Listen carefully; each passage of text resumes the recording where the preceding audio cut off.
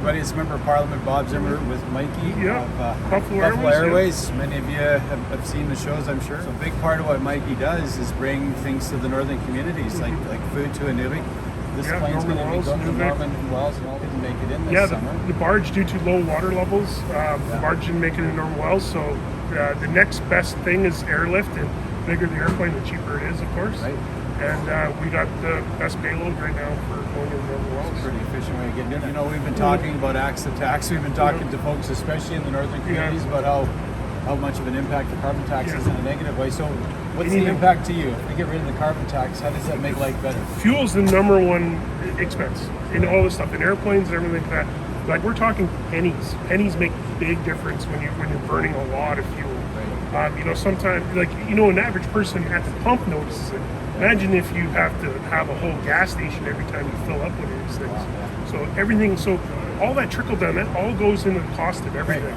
So, and it's anybody that is living in a place with no roads, fuel is hugely important. It's the number one cost, and it's kind of like a not a good cost, because it's, where does it go, right? Well, it's on things that really aren't optional things, right? We're talking about food and sustenance, things that people eat.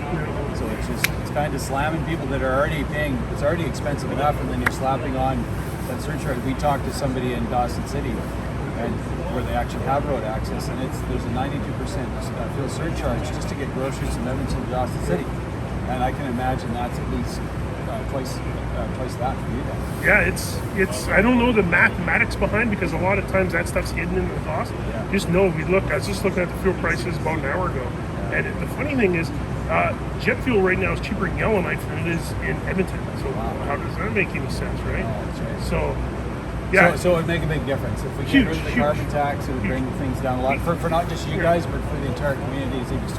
The number one, in my opinion, and I'm not an economist, I did take that in college, but is the best way to lower the price of anything in the north is by fuel.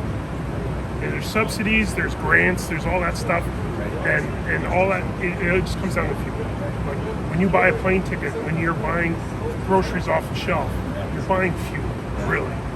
So get the fuel as cheap as possible, get the good airports, invest in the airports, especially in the north, invest in good airports so you can get good airplanes and cheap fuel, and the cost of living will go down substantially. Thanks, Mikey. No problem. Appreciate your time today and showing us around, and you're still making a go of it in a very tough to live place in Jericho. Yeah, my father started Buffalo in 1970, so it's 54 years this year. Wow. Yeah, so we'll keep on going.